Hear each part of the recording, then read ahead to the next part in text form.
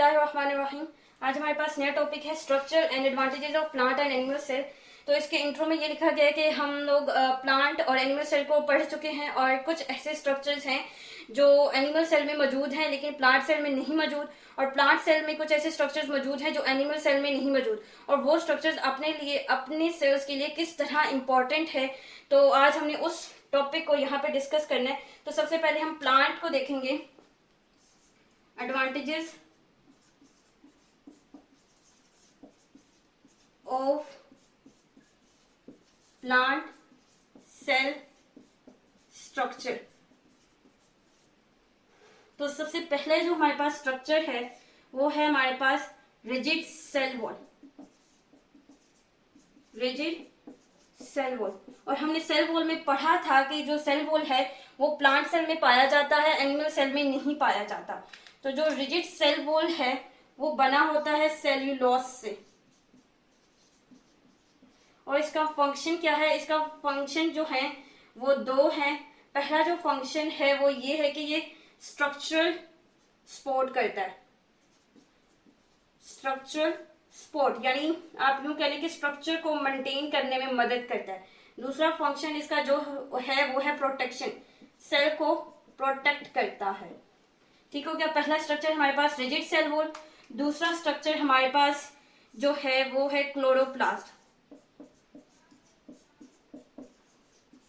Chloroplast, और हम ये भी हमने पढ़ा है कि जो क्लोरोप्लास्ट है वो प्लांट में पाया जाता है, एनिमल में नहीं पाया जाता।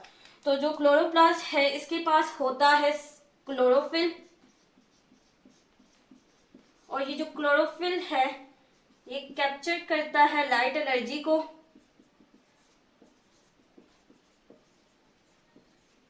और कन्वर्ट कर देता है केमिकल एनर्जी में, और ये केमिकल एनर्जी आगे ग्लूकोज बनाने में या फिर आप कह लें फूड बनाने में मदद करता है।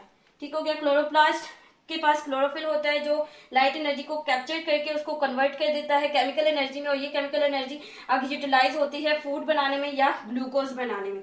तो ये हमारे पास ये दूसरा स्ट्रक्चर है। तीसरा स्ट्रक्चर जो है वो हमारे पास है large central vacuole. Large central vacuole. Vacuole तो एनिमल सेल के पास भी होता है लेकिन लार्ज नहीं होता, और ना ही वो सेंटर में होता है, वो साइड पे होता है। तो अब इसका फंक्शन जो है वो पहला तो ये है कि ये स्टोर करता है वाटर को, न्यूट्रिएंट्स को और वेस्ट मटेरियल्स को। और जो इसका मोस्ट इंपॉर्टेंट फंक्शन है वो ये है कि ये टर्गर प्रेशर अप्लाई करता है, टर्गर प्रेशर बनाता है, जिसकी वजह से सेल की जो शेप है वो मेंटेन रहती है।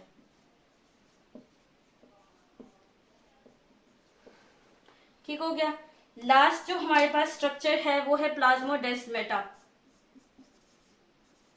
प्लाज्मोडेस्माटा,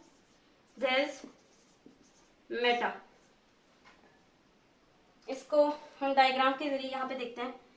ये हमारे पास एक सेल है, ये दूसरा और ये तीसरा। ये जो सेल आपस में यूं करके एक होल के जरिए कनेक्ट होते हैं, ये जो होल होता है इसको हम प्लाज्मोडेस्माटा कह रहे होते हैं, और इस होल के जरिए ये एक दूसरे से डायरेक्ट कम्युनिकेट कर लेते हैं। एक सेल दूसरे के जरिए डायरेक्ट कम्युनिकेट कर लेते हैं, और ये ट्रांसपोर्ट भी करते हैं। ट्रांसपोर्ट दी सब्सटेंसेस को ट्रांसपोर्ट भी करते हैं थ्रू प्लाज्मोडेस्माटा। तो हमारे पास ये चार स्ट्रक्चर्स थे प्लांट सेल के। आगे हम एनिमल सेल के स्ट्रक्चर्स को देखते हैं। अब हम एनिमल के जो स्ट्रक्चर हैं उसको डिस्कस कर लेते हैं। तो सबसे पहला जो हमारे पास स्ट्रक्चर है वो है सेंट्रियूल,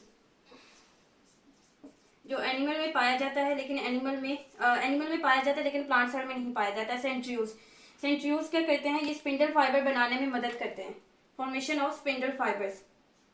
स्पिंडल फाइबर बनाने में मदद करते हैं, और डिवीजन ऑफ क्रोमोसोम्स को एक्यूरेट रखता है। इसको मैं आपको समझाने की कोशिश करती हूँ। मान लें हमारे पास ये सेल है, ये हमारे पास अंदर न्यूक्लियस है। इस न्यूक्लियस के अंदर हमने पढ़ा था कि थ्रेड लाइक स्ट्रक्चर जिसको हम क्रोमेटिन कहते हैं, क्रोमेटिन मौजूद है। ठीक हो गया। अब इस सेल ने डिवाइड होना है, यानी एक सेल से दो सेल में जाना है। तो हमने ये पढ़ा था कि ये जो क्रोमेटिन मटेरियल जो होता है, जब सेल ने डिवाइड होना होता है तो ये कन्वर्ट हो जाता है क्रोमोसोम में, और क्रोमोसोम की शक्ल कुछ इस तरह की होती है। ठीक हो गया। क्रोमोसोम में डिवाइड होना था, और जब डिवाइड हो रहा होता है तो ये जो न्यूक्लियर इन्वेलॉप होती है ये भी खत्म हो जाती है, और यहाँ पे हमारे पास सेंट्रियोल्स मौजूद होते हैं। ये एक हमारे पास सेंट्रियोल है, और ये हमारे पास दूसरा सेंट्रोसोम, ये सेंट्रोसोम है। ये एक सेंट्रोसोम है, ये दूसरा सेंट्रोसोम है। सही हो गया। अब ये जो सेंट्रियोल्स हैं या फिर ये सेंट्रोसोम जो है, यहाँ से स्पिंडल फाइबर निकालते हैं। ये स्पिंडल फाइबर यहाँ आके अटैच हो जाते हैं, ये यहाँ से और ये इधर से, और ये दोनों को यूं डिवाइड कर देगा, अलग कर देगा, और ये इस तरह निकल आएंगे बाहर, यानी ये इस तरह हो जाएगा और ये इस तरह अलग हो जाएगा। तो आगे अब लिखा हुआ है डिवीजन ऑफ क्रोमोसोम एक्यूरेट। अब एक सेल के अंदर ना हमारे पास 23 क्रोमोसोम्स होते हैं पेयर के साथ, यानी ये एक क्रोमोसोम है, इस तरह के 23 क्रोमोसोम्स होते हैं। अब एक सेल के पास 23 क्रोमोसोम्स हैं, जब उसने खुद को डिवाइड करके दूसरे सेल में, दो सेल में जाना है, तो जो दूसरा सेल है उसके पास भी 23 क्रोमोसोम्स होने चाहिए। तो वो जो एक 23 क्रोमोसोम्स होने चाहिए, वो जो एक यानी आप कह लें कि एक फंक्शन है, जो 23 क्रोमोसोम्स का मौजूद होने का जो फंक्शन है, वो जो है वो सेंट्रियोल परफॉर्म कर रहा होता है। ठीक हो गया। यानी एक सेल के अंदर 23 क्रोमोसोम्स हैं, उसने खुद को डिवाइड करके दूसरे सेल में लेके जाना है, तो उसके पास भी 23 क्रोमोसोम्स होने चाहिए। तो वो जो एक रिस्पॉन्सिबिलिटी आप कह सकते हैं वो कौन निभा रहा होता है, वो सेंट्रियोल निभा रहा होता है। ठीक हो गया। तो ये हमारे पास पहला स्ट्रक्चर है। दूसरा स्ट्रक्चर हमारे पास जो है वो है लाइजोसोम। लाइजोसोम, और हम पढ़ चुके हैं कि लाइजोसोम के पास डाइजेस्टिव एंजाइम होते हैं। डाइजेस्टिव एंजाइम जो मदद करता है break down of waste material की ब्रेक डाउन करता है। जो चीजें वेस्ट होती हैं उसकी ब्रेक डाउन करता है, यानी उसको छोटे छोटे टुकड़े कर देता है, जिसकी वजह से जो सेल होता है, जिसको हम सेलुलर भी कह सकते हैं, सेलुलर या सेल जो होता है वो क्लीन अप हो जाता है, और उसी ब्रेक डाउन में मुमकिन है कि कोई चीज ऐसी मौजूद हो जो रिसाइकलिंग में भी मदद करे। तो ये रिसाइकलिंग में भी मदद करता है।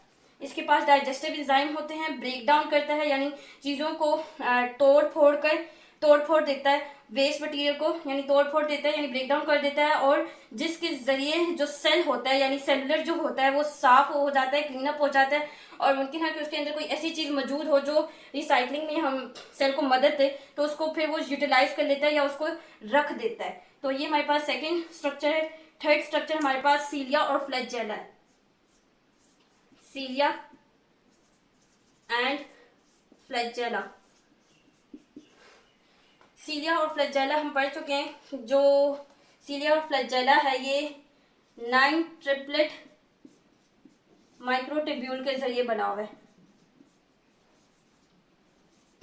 और ये सेल मूवमेंट में मदद करते हैं, सेल को मूव करने में मदद करते हैं।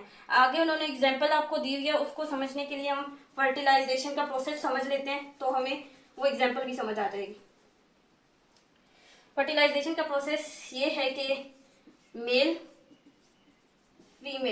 मेल अपना सेल देता है जिसको हम स्पर्म कहते हैं, फीमेल अपना सेल बनाती है जिसको हम एग कहते हैं।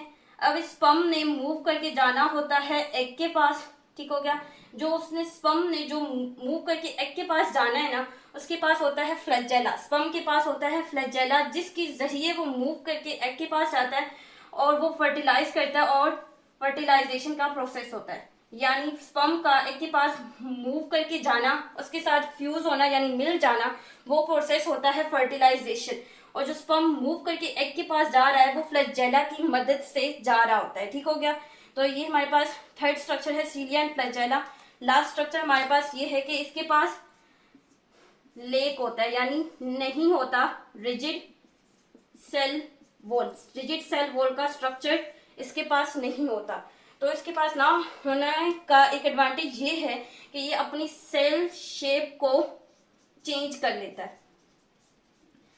सेल शेप चेंज इजीली, अपनी सेल की शेप को चेंज कर लेता है। हमने पढ़ा है कि सेल वॉल जो है वो थिक होती है यानी मोटी होती है, तो वो शेप को चेंज करने में नहीं मदद देती। क्योंकि इसके पास सेल वॉल नहीं है तो वो अपनी शेप को चेंज कर लेता है। और शेप की चेंज होने से एडवांटेज क्या मिलता है कि जो सेल मूवमेंट है ना वो अच्छी हो जाती है, यानी बेहतर हो जाती है।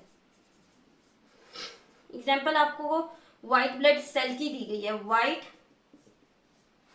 ब्लड सेल, इसको शॉर्ट फॉर्म में WBCs कहते हैं। ठीक है, ये ऐसे सेल हैं जहां पे आपको इंफेक्शन हो जाता है ना, यहाँ जख्म हो जाता है, तो उसको मजीद फैलने से जो बचाता है ना वो व्हाइट ब्लड सेल बचाता है। अब ये सेल मूवमेंट में किस तरह सही तरह मदद करता है, अब इसको हम समझ लेते हैं। मान लें कि ये हमारे पास जगह है जहां पे इंफेक्शन हुआ है। ठीक हो गया। और ये हमारे पास व्हाइट ब्लड सेल है। अब इस व्हाइट ब्लड सेल ने इसके अंदर जाना है, लेकिन ये नहीं जा सकता। क्यों नहीं जा सकता? क्योंकि इसका जो शेप है, जो इसकी शेप है वो बड़ी है और जिसके अंदर जाना है वो शेप छोटी है। तो ये अपनी शेप को चेंज करेगा इस अंदाज से कि ये इसके अंदर इजीली मूव कर जाए और यहाँ पे आके मजीद इन्फेक्शन को फैलने से बच जाए। ठीक हो गया। तो इस तरह ये लेक रिजिड सेल वॉल, यानी सेल वॉल ना होने का इसको फायदा किस तरह दे रही होती है वो ये है हमारे पास। तो आज का हमारे पास यही टॉपिक था। नेक्स्ट वीडियो में मुलाकात होगी। खुदा हाफिज।